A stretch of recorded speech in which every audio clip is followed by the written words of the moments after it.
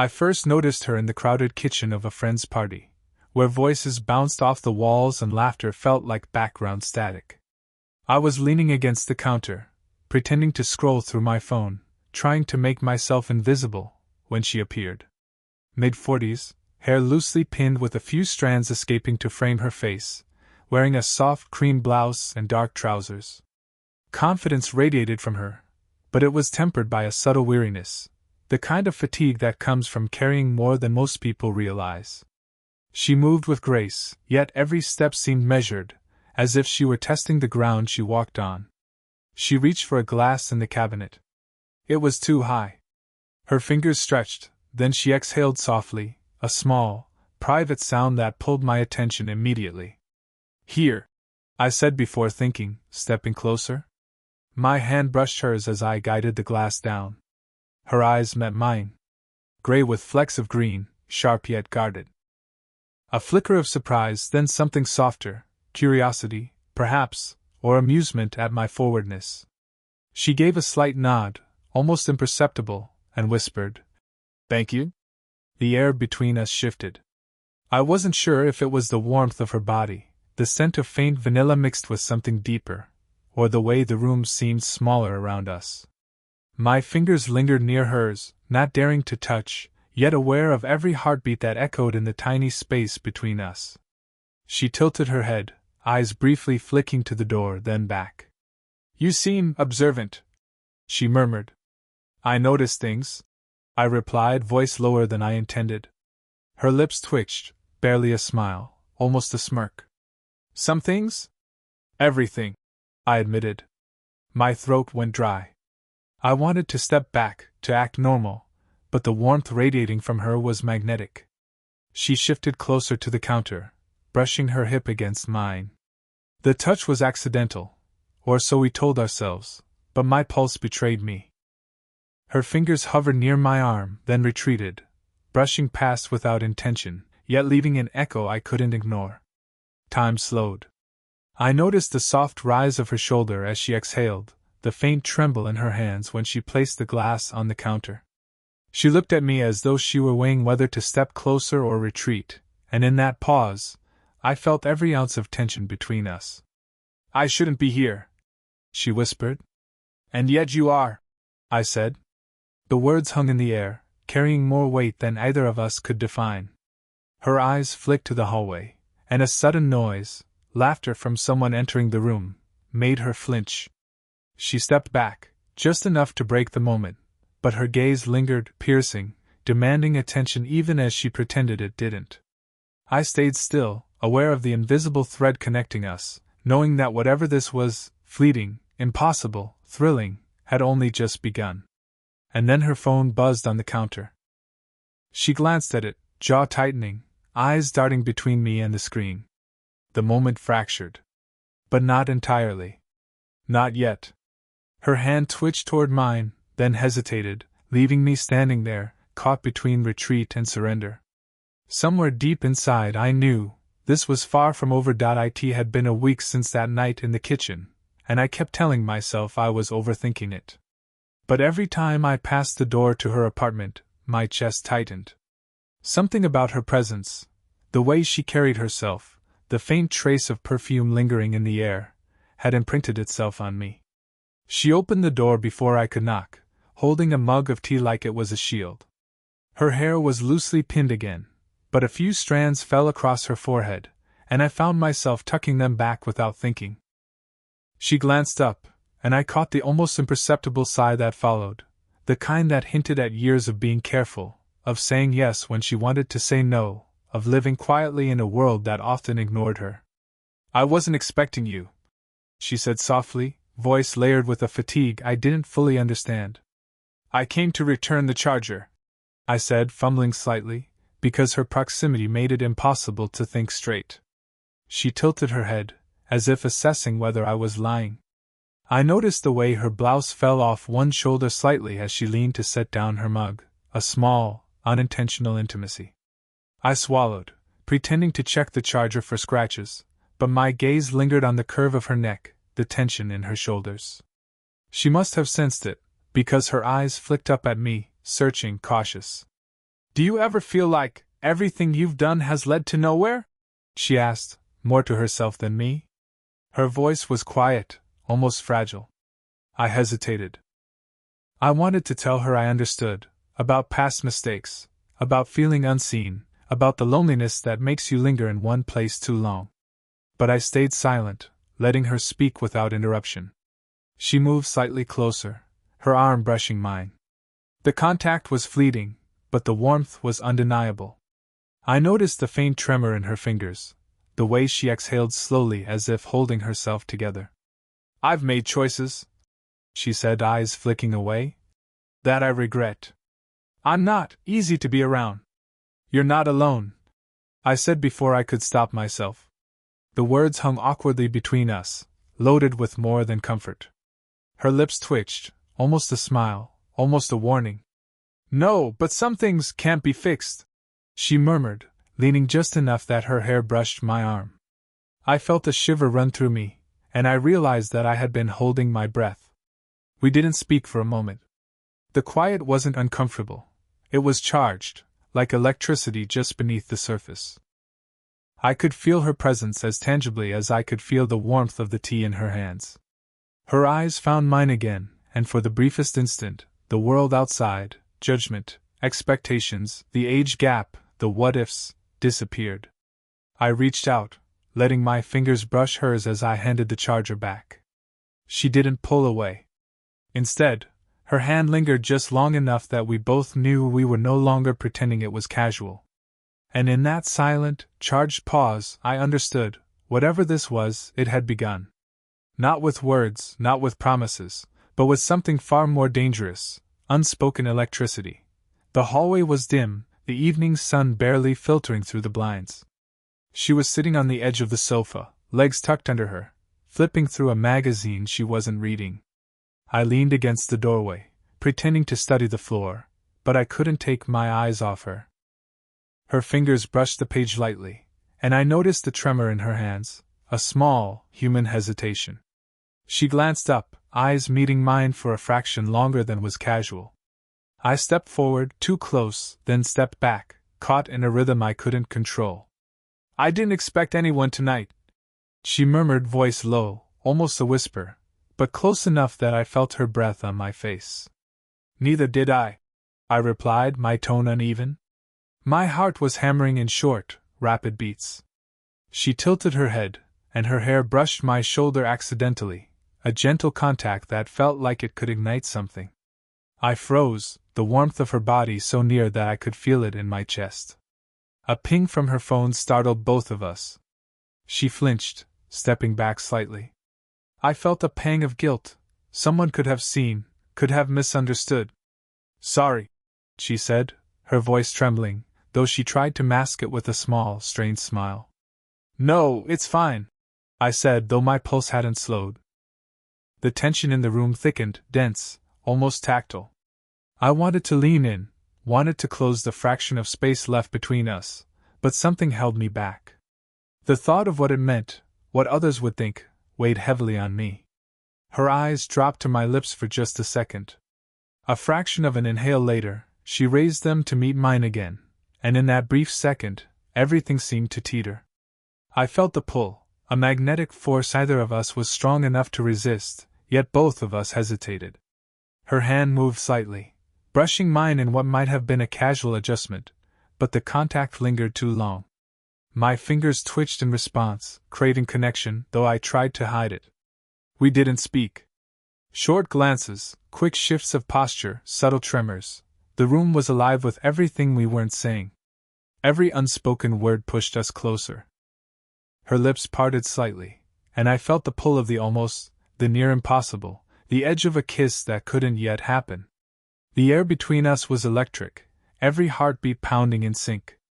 A shadow moved near the doorway, a reminder of the world outside this fragile bubble. We both stiffened, almost laughing at how ridiculous the tension felt, yet unable to break it. I leaned slightly closer, and she mirrored the motion. Inches apart. Breath mingling. Eyes locked. Hands trembling. Neither moved back. Neither spoke. And in that suspended, impossible moment, we were closer than ever, caught between restraint and surrender, pulled toward each other as if by invisible gravity, the line between desire and fear thinner than ever. The room was quiet, the kind of quiet that presses against your chest and makes every small sound, a breath, a shuffle of feet, feel amplified. She was standing near the window, hands gripping the sill, jaw tight. Her hair fell in loose waves around her face, and I could see the tension coiling through her shoulders, through every inch of her body. "I can't," she whispered, voice barely audible, but close enough that I felt it like a brush of wind across my skin. "Can't what?" I asked, stepping forward, voice low, deliberate. My fingers twitched, aching to reach out, to touch, to anchor her to the moment, to me. She turned, and her eyes met mine, wide, raw, dangerous. "This," she breathed. "This us. I shouldn't feel this, not like this, not now." I closed the space between us slowly, letting her take in my presence. My hand lifted almost instinctively, brushing a stray strand of hair from her face. She leaned slightly into the gesture, and my chest tightened at the nearness, at the subtle surrender in her posture. "I've tried," she murmured, and the words trembled, breaking somewhere between defiance and need. "I've tried to stop thinking about you." "Thinking?" I asked, leaning closer, letting my lips hover just near her ear. "You've been trying to hide it, but it's there. Every glance, every pause, every almost touch. I can feel it." Her breath hitched, and I felt it against my cheek. I wanted to close the final inches between us, to erase the distance, but the world outside, rules, expectations, the impossible, pressed against the edges of the room. "Do you know how much I've fought this?" she whispered, turning her head just enough that her lips were near mine. I could smell her, a faint hint of vanilla, warmth, everything I wanted and feared all at once. "I don't care about the rest," I said, voice low, trembling slightly with the intensity of the moment. "Right now, it's just us. Nothing else matters." Her eyes softened, a flicker of vulnerability breaking through the steel of her hesitation. She leaned closer, her hand brushing against mine as if testing the weight of surrender. My fingers moved slightly to meet hers, tracing a tentative line, grounding us both. I could feel her heartbeat against mine, rapid, uneven, echoing in my chest. The air between us vibrated with anticipation, every tremor of her body, every almost whisper, every glance carrying the weight of a confession neither of us fully dared to speak. Her lips were just inches from mine, soft and inviting, trembling in hesitation. My breath mingled with hers, warm, close, impossible to ignore. She began, a single word that hung suspended like a promise. And then the faint buzz of a phone on the table shattered the spell, snapping us back to the world outside. We froze, inches apart, hearts racing, the almost kiss lingering like a breath neither of us wanted to release. And in that suspended moment, neither could deny it any longer. The moment started like any other evening, quiet, intimate, the kind of stillness that let every small movement carry weight. She was leaning against the counter, arms crossed, eyes distant, and I felt drawn in, as always. Then her phone lit up, and a message preview caught my eye before she could hide it. My stomach sank. It wasn't just a casual text, it was from someone I knew had been watching us, someone she hadn't told me about. "Why didn't you tell me?" I asked, voice low, trying to keep steady. My hand hovered near hers on the counter. She flinched, stepping back slightly, her shoulder brushing mine in a fleeting, unintentional contact that made my pulse spike. Her fingers trembled, twisting the edge of her sweater. "I didn't think it mattered," she said, but her eyes betrayed her. I swallowed. "It matters now." She turned, avoiding my gaze, but her hand lingered near mine, almost touching, almost reaching. The air between us shifted, the familiarity we had built suddenly felt precarious, like walking along the edge of a cliff. "I didn't want to hurt you," she whispered. Her voice was shaky, layered with regret and something deeper I couldn't name. She took a half-step closer, then paused, as if unsure whether proximity would soothe or destroy us. "I can't stop thinking about you," I admitted, even as guilt clawed at me. The words spilled out before I could second-guess them. Her eyes widened, and her chest rose sharply as if she'd been holding her breath. Her lips parted slightly, almost a gasp, almost a response. She brushed her hand against mine again, too close, too fast, and yet she didn't pull away completely. "I thought I was protecting myself," she said, voice breaking softly. "But I've been protecting us too, in the wrong way." I moved a fraction closer, drawn by the gravity between us, and she didn't step back. Instead, she tilted her head, eyes searching mine, and the tension coiled tighter. The room felt smaller, warmer, every sound, the hum of the fridge, the distant street, amplified. "I don't know if this is right," she murmured. Her hand hovered near my chest, then retreated slightly, trembling. "Maybe it's not," I said. "Maybe it's dangerous. But it's real." Her gaze fell, and I saw the conflict in the way her shoulders stiffened, the way she pressed her lips together, the way her fingers flexed as though clinging to a decision she hadn't yet made. The unspoken electricity between us was unbearable. Her nearness, her tremor, the heat of her breath mingling with mine, it was impossible to resist. Finally, she took a slow breath, stepping closer just enough that the space between us was measured in heartbeats, not inches. I mirrored her, letting my hand hover near hers, fingers twitching, waiting. The revelation had shaken us, yes, but it had also stripped away the pretense. Whatever came next, surrender or restraint, was inevitable. And in that charged pause, we both knew one choice would define everything. The room felt impossibly small, the dim evening light casting soft shadows across her face. She stood close, closer than any social distance should allow, and I could feel the warmth radiating from her, the subtle rise and fall of her chest with each shallow breath. Every heartbeat seemed to echo between us, loud enough to drown out the distant hum of the city outside. "I don't want this to end," she whispered, barely audible, her lips almost brushing my ear. My throat went dry at the intimacy of the sound, the nearness of her voice. "I know," I replied, voice low, trembling despite my best efforts. My hand lifted almost involuntarily, brushing a loose strand of hair from her face. She leaned into it, eyes closing briefly, and I felt the tension in her shoulders melt, only to be replaced by the electricity of anticipation. We were inches apart. My fingers hovered near hers, either of us willing to make the first move, yet both of us aching for it. I could feel the faint tremor in her hand, the slight tremble in her lips, the hesitant inhale of her breath. Each gesture, each pause, each shiver spoke volumes that words could never capture. "Are you sure about this?" she asked, eyes searching mine, voice soft but steady. "I've never been more sure about anything," I whispered. "If we step back now, we might never have this chance again." Her lips parted, just slightly, as if inviting me to cross the boundary we'd skirted for weeks.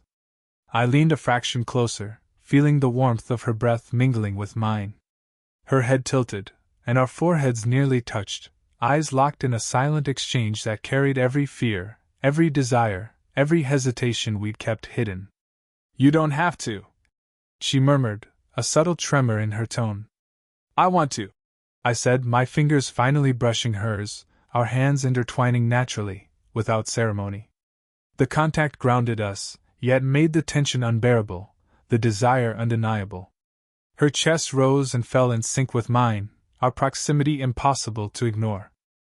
Every nerve in my body was alert, every glance, every brush of skin, every quiet intake of breath amplifying the weight of the choice before us.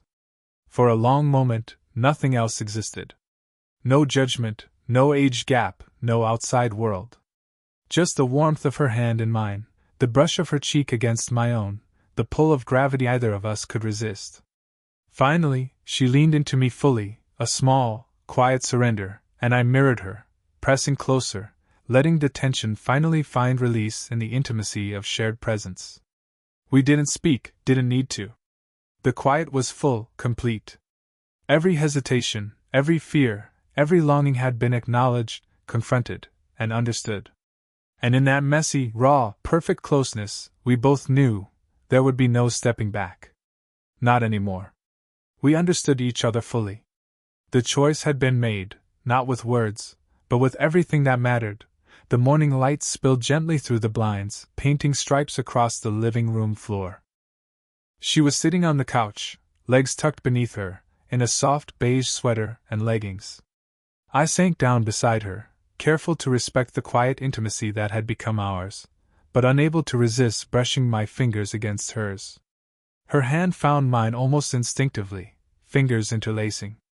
It felt natural, like we'd been doing it forever, even though every step here had been uncertain, messy, and fragile. I could feel the warmth of her hand through mine, steadying both of us, as if every hesitation and every risk had led to this very moment. I was afraid, she admitted softly, resting her head briefly against my shoulder. Afraid it wouldn't feel real. Afraid it was all in my head. I tightened my grip around her hand, heart still racing but calm in the knowledge that we'd crossed every boundary that had held us apart. It's real, I whispered. It's just us now. She tilted her head, meeting my gaze. There was a softness there, a quiet release of tension. The subtle lines of worry on her face eased as if a weight had lifted, and I could see the woman I'd been drawn to from the very beginning, confident, graceful, and fully present. We sat like that for a while, fingers still entwined, shoulders touching lightly. There was no rush, no need for grand gestures. Just the warmth of closeness, the comfort of knowing we had found a fragile, human kind of happiness together. Eventually, she shifted slightly, leaning fully against me, and I wrapped an arm around her shoulders.